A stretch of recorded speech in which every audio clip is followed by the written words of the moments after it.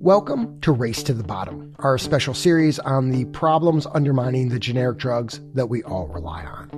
For decades, we've counted on generics as this kind of escape hatch from America's very high drug prices. Yes, blockbuster brand name medicines make billions while they're under monopoly. Eventually, though, generics slash prices by as much as 85%. In the next 14 months, 7 of the world's 20 best-selling drugs will become available in generic form. Generics are being shipped to pharmacies as we speak. That's when the prices really start to drop. They can go from hundreds of dollars down to $10 and $20. But for a new wave of incredibly expensive drugs, copycat competitors are struggling to deliver that same relief. We are not getting the price reduction that we need for the most expensive drugs ever produced in the history of mankind. Today, why this system that's worked so well for so long is now stalling out, and what could be done to bring down the prices of these newer drugs. From the studio at the Leonard Davis Institute at the University of Pennsylvania, I'm Dan Gorenstein. This is Tradeoffs.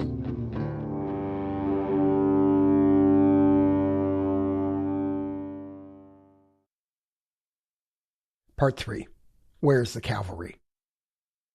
At the very start of our first episode in the series, we posed this question. Will affordable, high-quality generic drugs continue to be there when we need them? So here's the situation. The generic industry is kind of being squeezed on both sides. Intense price competition, in part, is leading to shortages for some older, cheaper drugs. We talked about that in episode 2.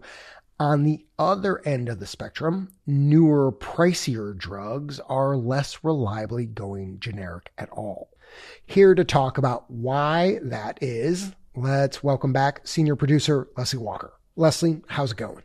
It's going. Hard to believe this little race of ours is almost over. I know this is our last episode, and this one is incredibly important because, as we were saying, the prices of these new drugs are just so high. Absolutely. Let me just set a baseline for you, Dan. I mean, we're talking here about $1,000 a shot arthritis injections, $15,000 a month cancer treatments. And when knockoffs of these expensive drugs are slower to get to market or not as cheap as you'd hope when they do arrive, that can put patients in a tough bind. Take this woman who I met, Candy Meyer. She's 70 years old. I live in Norman, Oklahoma. Though she's quick to tell you she's a Californian at heart. And for Candy, it's been a struggle for almost half her life to deal with really severe Crohn's disease. They say that it's like cobblestones in your intestine. You end up having loose stools, a lot of diarrhea, abdominal pain. It's gotten so bad for her, Dan, that it's landed her in the hospital. She's had to have surgery twice to remove part of her intestine, get it all reconnected. About 7 years ago, though, Candy got lucky. In 2018, she finally found this drug, Stelara, that seemed to really kind of keep a lot of those awful symptoms in check. But not long after finding that drug, Candy learned her insurance would stop covering basically a big chunk of the cost. And Leslie, how much was this drug gonna cost her? So at the time, depending on deductibles and all that fun insurance stuff, Candy could have been on the hook for more than $15,000 a year for just this one drug. And that's, for a retired lady on a fixed income who's got a bunch of other healthcare costs. And the threat of losing coverage for this drug totally terrified her. I mean, like I said, she'd already had to go to the hospital a couple times before when she wasn't on this drug. Like, what could happen next? I was scared to death that I wasn't going to be able to be on it. I don't know what I would do if I didn't have the drug, truthfully. And so she starts Googling and actually gets lucky, finds this patient assistance program through the company that makes Stelara, J&J. It was a big relief knowing that I could get the medication, that it wasn't going to ruin me financially or cause me to go bankrupt. The problem here, Dan, though, is that Candy realizes this assistance program turns out to be kind of this pair of golden handcuffs, because in order to keep getting that help, Candy and her husband have to stay below this pretty strict income cutoff. And so Candy, who was a nurse for decades. She would like to be working some still. She has to turn down offers from recruiters that she gets. And her husband, a musician, he's passing up on gigs he could be playing. And they're making all of these sacrifices just so she can continue to qualify for this financial assistance to help cover the cost of the drug. Exactly. Plus, Candy said, there's just this cloud hanging over her life all the time, right? What if this company just cuts this charity program?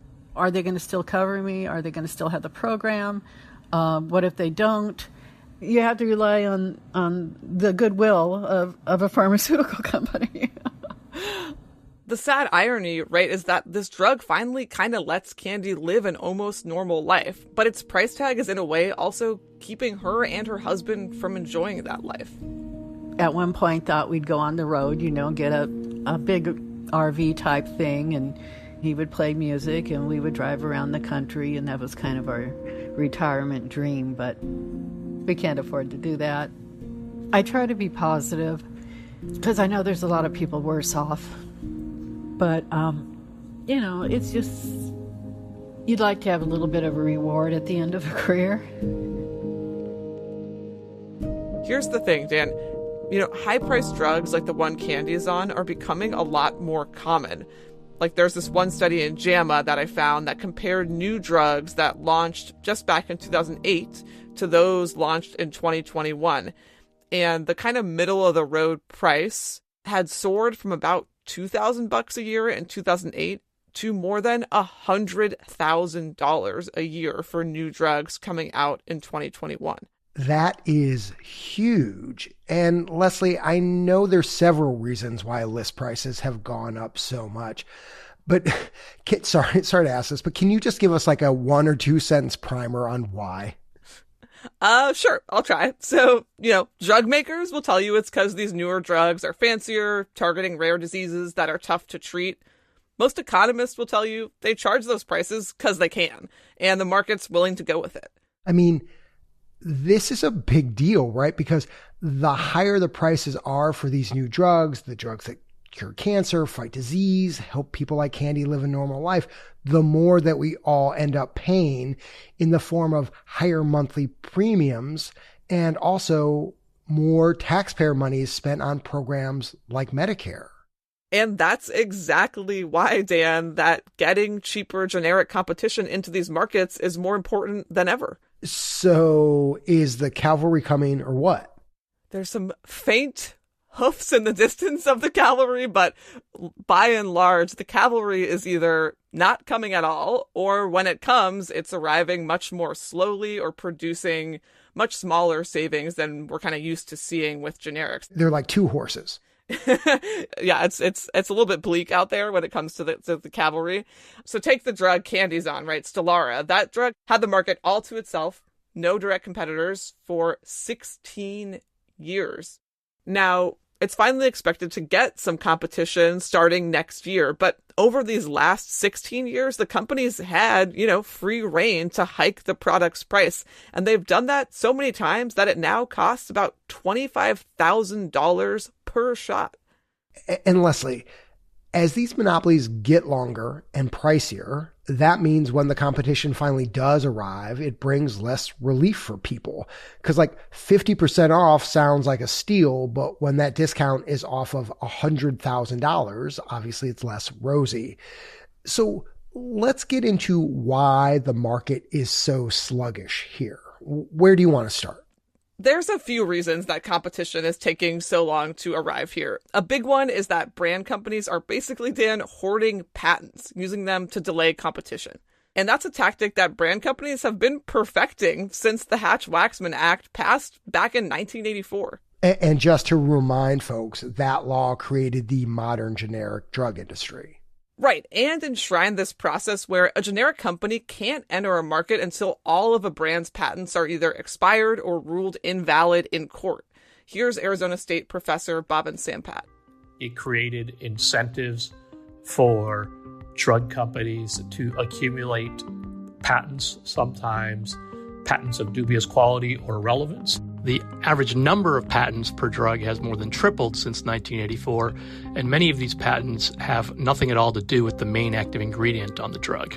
And when Bhavin says dubious there, Dan, he's talking about innovations like tweaking the dosing of a drug or changing a capsule's coating. So you basically end up with a thicket of patents that can be a real slog for generic companies to cut through. And then there's one other reason that many of these newer copycats are so tough to bring to market. And that's because all the stuff that Hatch-Waxman did to kind of clear the way for generics, those rules don't apply to many of these new meds. What makes them different? Well, they're part of this very fast-growing class of special drugs called biologics. They now make up about 1 in 3 new treatments and close to half of all U.S. spending on drugs. And because of how they're made from living cells rather than just chemicals, they're actually impossible to make identical copies of. So Congress ended up creating this whole other law that regulates these knockoffs, even gave them a special name, biosimilars. Yes, biosimilars, because they are similar but not identical. Right. Now, clinically, they work the same. There's no difference for patients. But proving that takes a ton more time and money under this other law than it does under Hatch-Waxman. So you're saying when you've got to cut through all of that tape and these crazy patent thickets, you're looking at a much longer, bumpier road for these biosimilars to get to market. Yep. And for comparison here, a typical generic costs like $5 to $15 million to get to market. But generics executive Christine Bader told me you're looking at least 10 times that for biosimilars with very little guarantee you're going to make that money back. Biosimilars can be $150 million to $300 million. If you don't have a path to a clear return on investment, why would people continue to invest? And Leslie, when Christine talks about the return on investment there, why isn't this a slam dunk? I mean, I heard what you just said about getting into this market being hard and expensive, but you're also telling us the brand versions of these newer drugs rake in $100,000 per patient a year. Seems like there's plenty of money to be made even at lower prices. The bottom line here, Dan, no matter what type of treatment you're talking about, right, a biologic or not, when a drug's bringing in this much money, brands are going to fight a lot harder for that market. Take the blockbuster drug Humira, for example. At its peak, that one product was making $20 billion a year in sales. And Marta Woshinska, the Brookings economist who I've talked to a bunch for this series, here's how she put this to me. If you are a company and you have shareholders, it's your job to protect the asset. It's a really important asset. And I gotta say, the brand drug makers here have come up with a pretty creative playbook to protect that asset.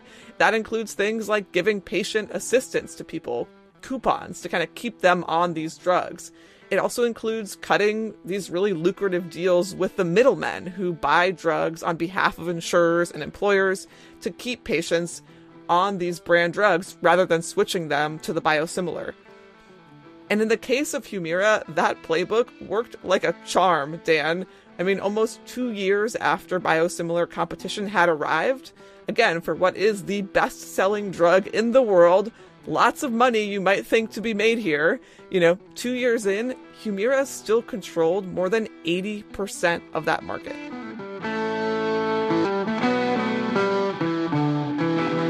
So Leslie, like when you actually stop and think about this reminds me a little bit of like what the generic market looked like in the U.S. before Hatch-Waxman passed in 1984, where the climate is like completely inhospitable to generics. It's expensive to break in. There's no guarantee if you do break in that you're going to make that much money. And it's just like, why even bother? Yeah, it's a really good analogy, and you actually see this in the data too. Like if you remember, Al Engelberg back in our first episode told us that back in the 70s there were maybe like 100 drugs just basically like sitting on the shelf whose patents had expired, but that no company was really interested in trying to copy for all the reasons you just laid out. It just like wasn't a good business move. And we're seeing an even more severe trend with those biosimilars. The leading biosimilars trade group estimates that a whopping 86% of brand name biologics that could have competition currently have no biosimilar under development. Leslie, you're painting a picture of a system that sounds broken. I mean, you've got biosimilars struggling to take hold and all these other high-priced brand drugs that are tough to afford. So when we come back, how this price pressure has led Washington to do the once unthinkable.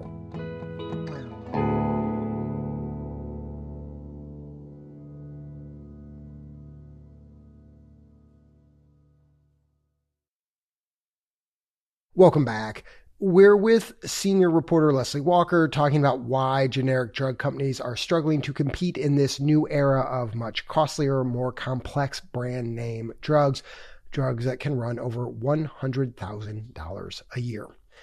So Leslie, the last time the generic industry was looking this anemic, Republicans and Democrats came together to pass one of the most sweeping pieces of health policy legislation ever, the Hatch-Waxman Act.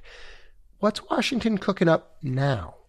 Well, if, speaking of cooking, Dan, if Hatch-Waxman was, I don't know, a health reform feast, I'd say most of what we're seeing right now are some, I don't know, modest appetizers. Like a buffalo wing? You know how I feel about wings. That actually could be a good one here, because I'd say a lot of the stuff that's happening is kind of like spicy on the outside, but really not all that filling. Mostly they're kinds of reforms that nibble at some of those Leslie. at some of those more technical issues we outlined in the first half. For example, the Federal Trade Commission has started cracking down on a small set of those patent games that brand name companies play, the most extreme cases. The agency is disputing more than 300 of those junk patent listings. The FTC calling some of the patents filed by these companies bogus because they aren't... And Dan, the agency did, in September, file a lawsuit against those middlemen who sometimes cut deals with brand drug makers to keep generics at bay. Plus, Congress is looking at legislation there, too. This isn't working for America. It's working for you all great. I mean, you guys are killing it. But if we're talking about bringing down prices, what have you all done to bring down prices? That was Republican Senator Markwayne Mullin of Oklahoma. Now, the FDA, for its part, is pushing to make it easier and cheaper for companies to prove their copies of these more complex drugs are safe and effective. If that came to pass, that could actually be a pretty big deal. I see what you mean, though, Leslie. I mean, a lot of we'll sees, maybes, down the roads. Yep. That said, though, Dan, Congress did actually pass one much larger, more ambitious reform aimed at those high-priced drugs that have resisted generic competition. For years, the naysayers said we could never take on the big drug companies and lower the cost of prescription drugs. But now we have. In 2022, with the passage of the Inflation Reduction Act, Democrats gave the Medicare program this major new power to slash the prices of some of the country's costliest drugs. And we finally allowed Medicare to negotiate the price of medications with big pharma companies to the benefit of 65 million Americans at least.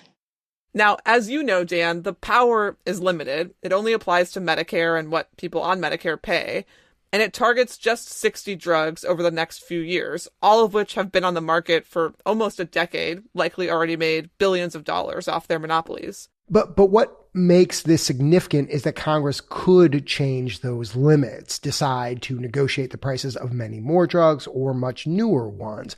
It's the sort of proverbial camel's nose under the tent. Yeah, you know, the law departs in a pretty big way from the free market approach at the heart of the Hatch-Waxman Act and that other law regulating biosimilars. Right, this 1-2 punch of offering brand companies strong patent protections to reward them for innovating, then banking on the competition to kick in down the road to keep costs in check. Exactly. Instead, lawmakers are now saying, look, you know, some brand name drugs are just too costly. Their monopolies are lasting too long. We can't afford to wait for the cavalry. Totally. So Leslie, let's go back to Candy Meyer, the 70-year-old woman you introduced us to at the top of the show, who's really struggled under the cost of this brand name drug for her Crohn's. Candy is on Medicare. So what's this new negotiating power going to mean for people like her? Well, her drug Stelara was actually among the first medicines whose prices Medicare just negotiated. The government got a pretty nice 66% discount off the sticker price. But since Candy's on that patient assistance program, the biggest impact for her and really anyone footing the bill for really expensive drugs may be a different part of the law, which starting next year caps all seniors' drug costs at $2,000. So even if Candy's patient assistance goes away, like she told me she's worried it might, she has some protection. Leslie, let's zoom out as we wind the episode down. Obviously, we're continuing to struggle with drug prices. And this Hatch-Waxman formula that's really guided our policymaking for the last 40 years, patents plus competition, it's falling short. That's right. And, there's a couple camps, Dan, that have emerged here with ideas about what to do about that. A lot of my sources I'd put in the nip and tuck category, like attorney Kurt Karst. I think Hatch-Waxman as a general proposition, listen, it's a good law. It works. But it needs a bit of a facelift probably. After 40 years, there are some parts of it that are drooping a bit. We're talking dangling a few more carrots for generic companies to keep them making those older, cheaper drugs, maybe knocking down a few other regulatory barriers. Then you've got the big dreamers, people with ideas like, say, scrapping the patent system that Hatch-Waxman cemented altogether and replacing it instead with prizes funded by the government. That's an idea, by the way, embraced by both Bernie Sanders and some conservative economists, for what it's worth. Love those odd bedfellow moments, Leslie. As do I. But of course, Dan, any kind of reform here comes with real risks. I mean, the system you'd be messing with is built on this very delicate balance that, while flawed, has produced some pretty remarkable results. I mean, totally, right? It's a system that has managed to incentivize innovation enough that we can now cure hepatitis C, manage once killer cancers like chronic diseases. All at the same time, we've kept costs in check for like 90% of the prescriptions that we fill in this country. This is a pretty high bar to beat. It is, and that may be part of the problem here. Johns Hopkins history of medicine professor Jeremy Green really drove home the point that for all of Hatch-Waxman's success, it might have kind of blinded us to its flaws and to other possibly better ways of getting the outcomes we all want. The only way we seem to be able to think about how to make prescription drugs more affordable in the United States is to wait for them to go off patent and then just believe that the invisible hand of the market and competition will render those formerly expensive drugs now affordable and accessible. And if that's the only way we can think about how to make innovation equitably accessible to all, we have a very limited mindset. Dan, one of the things that surprised me most during my reporting was when Al Engelberg, that generic industry attorney who's now retired, told me he thinks it's time to turn the page on the very law he helped craft back in the 80s. It was the right thing at that time. We derived a lot of public benefit from it, but we put it on this perch and made it some kind of an untouchable law. But times have changed. You have to figure out a new paradigm for new times. The stat that Al told me he finds the most damning here is that brand name medicines, Dan, only fill 1 in 10 prescriptions in the US, but they account for about 85% of our total spending on drugs. And even though we pay less for generics than most other countries, when you lump in what we also pay for brand name drugs, then Americans overall, we are spending far more per person on medicines than any other country. We have shifted all of the savings that we should have been seeing from a world in which 90% of scripts are being filled with a generic. We've shifted all that money back to pharma in the form of higher prices for newer drugs. So now, long perspective, what did we accomplish? Not clear. Here's the bottom line in my mind after more than 3 months reporting on this series. On the one hand, we're seeing all the shortages and questions around quality with those cheaper, older drugs we talked about in episode 2. And then on the other hand, we've got these super long, super pricey monopolies that are making it hard for patients like Candy to get by physically and financially. These issues maybe are the wake-up call we need to take a hard, serious, even creative look at how to make this system work better for the next 40 years. Leslie Walker, thank you for all of your work on this series. It's been a pleasure. Thanks, Dan. You can find all 3 episodes of Race to the Bottom, plus more information on the series at tradeoffs.org/race to the bottom. I'm Dan Gorenstein. This is Tradeoffs.